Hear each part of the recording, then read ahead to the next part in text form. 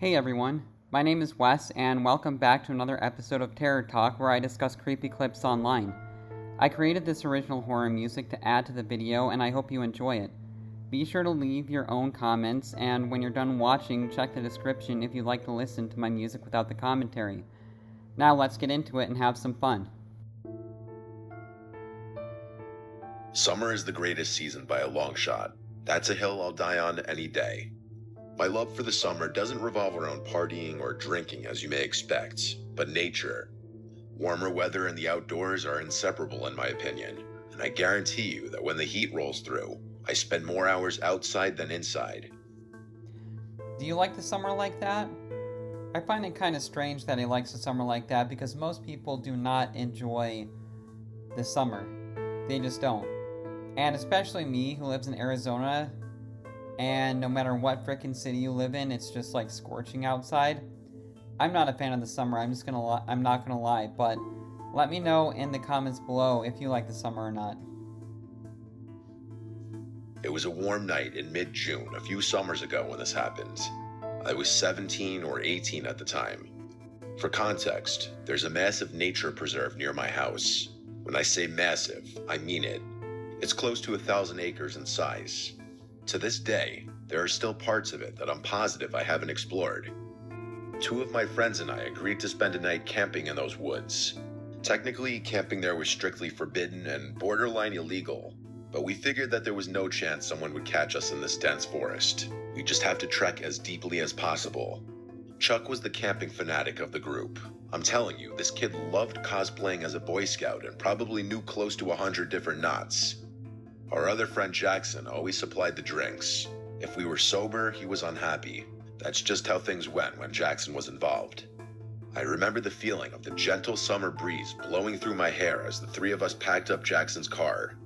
The weather was ideal, not too cold, not too hot.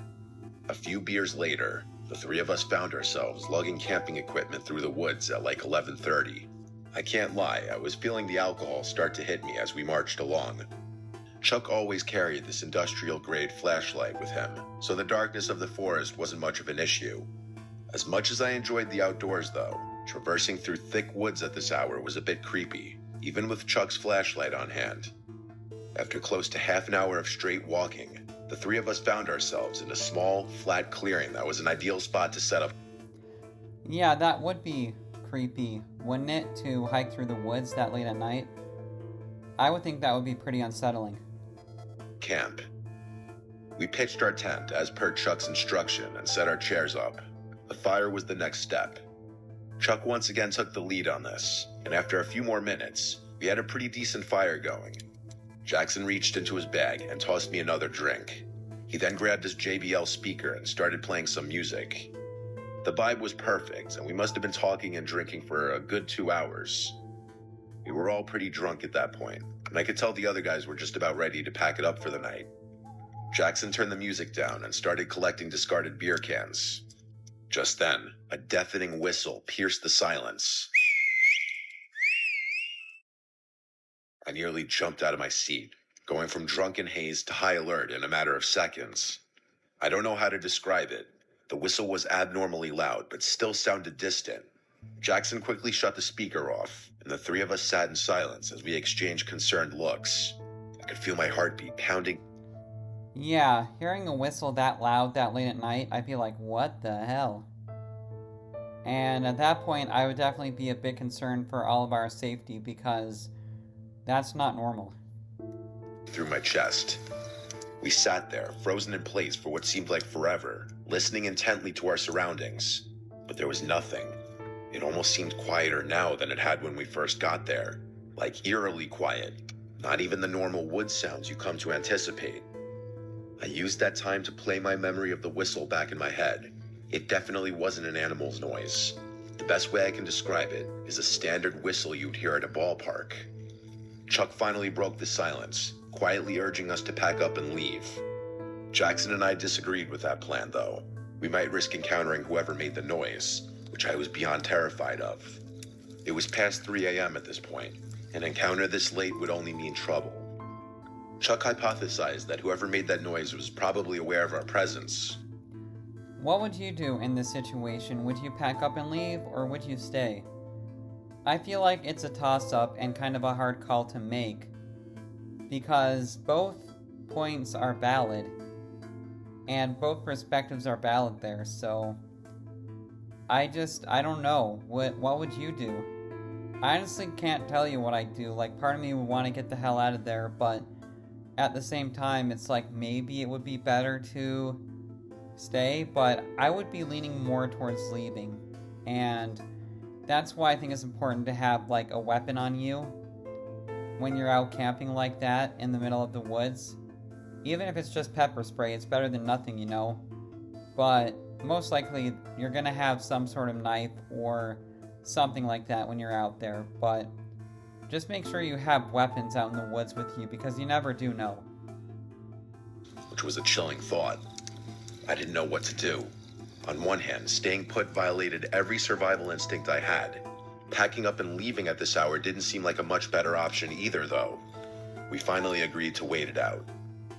I went to put the fire out, but Chuck cautioned me against it, saying that a fire would repel any dangerous animals. Only then did the true gravity of the situation smack me in the face. We were literally miles away from any civilization. It was 3 a.m., and there was an unknown entity somewhere in the darkness. Another 10 minutes or so passed, and we had resumed talking, but at a much lower volume with no music. I don't think any of us felt safe going to sleep just yet, though. And then, out of the corner of my eye, I saw it.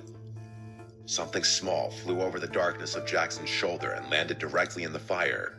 It was a firecracker. I screamed bloody murder as it started sparkling in the fire, and Chuck cursed as he sprung up out of his chair and bolted into the darkness. Jackson and I scrambled to follow, leaving all of our stuff behind. We caught up with Chuck, whose flashlight was beaming wildly through the woods as he frantically sprinted. We ran until we couldn't anymore, and Yeah, I think the gravity of that situation just got real when the firecracker landed in the fire. Like, that's, no, they're not messing around now with those guys. Like, they're actually seriously potentially dangerous at this point, so pretty crazy. Jackson keeled over and threw up. Chuck shut the light off, and the three of us stood there, panting, trying to figure out if we were being followed. To my surprise, it didn't seem like anyone followed us. I don't think I've ever been so afraid, though. Why in the world would someone have done that? We needed to figure out what to do. Jackson wanted to just find our way out of the woods and never come back, but Chuck was reluctant to leave all of his camping gear behind. Plus, he reminded us the fire was still active. I was dumbfounded. How could he be concerned with forest fires after what had just happened? Eventually, I agreed with Chuck that we should at least check on the site. After all, no one had actually chased us, so there was a slight possibility that whoever threw that firecracker was just playing a cruel prank. Chuck was a navigational expert and was actually able to retrace our... How could you not be concerned with the forest fire? Like, seriously? Like, you should be concerned with forest fires all the time. Even in a situation like that, because, I mean, would you really want to be responsible for burning down 1,000 acres of forest? Like, that would be terrible. Footsteps. I could make out the glow of the fire as we quietly approached. Before I could get any closer, though, Jackson put a hand in front of me and pointed with a horrified look on his face. I strained my eyes to make out the sight in the distance. What I saw is probably the most terrifying thing I'd ever laid eyes on. There were 3 people sitting motionlessly in our chairs like statues. The one whose face I could see looked lifeless and his mouth was hung open. I was afraid to move. What were they even doing? I thought, realizing that they weren't even talking. This was not normal. The 3 of us watched for a little while longer before deciding to back off. We turned to leave, but Jackson's foot clipped a rock, causing him to curse in frustration. Within seconds, the glow from the fire abruptly went dark, as if it had been covered with a cloak. It was freakishly fast. We didn't stick around another second. We again sprinted away from the site, but this time we could hear footsteps crashing behind us. We didn't stop this time. We bolted out of the woods and ran all the way to Jackson's car. By some miracle, we weren't followed out of the woods. None of us spoke on the drive back, each of us lost in our thoughts. The next day, Chuck insisted we return to the site in the daylight to collect his belongings. Jackson wanted nothing to do with that, but I agreed to accompany Chuck. After some searching, we eventually found the site, which looked mostly untouched. That is, until we got a little closer and noticed the putrid smell coming from Chuck's tent. He unzipped it, and we found a dead, rotting rat. It was sickening. I took the hint and haven't been back to that preserve since.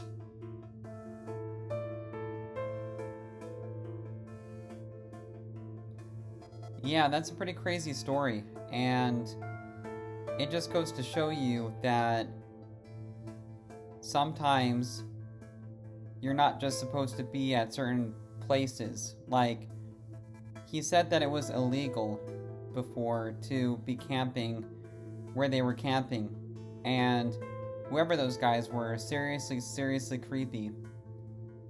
They didn't want them to be there, and I don't know, I think at first they were warning them, and then they started chasing them. But did they actually have any intentions of harming them? It's hard to say for sure, but I'm glad that they're taking the hint and never going back there. But that just kind of goes to show you all the crazy stuff that's out there in the world, in the wilderness, or whatever it is. So just take caution. And I thought this was a great, creepy story. And I hope you enjoyed the commentary and the music, and I will see you in the next video.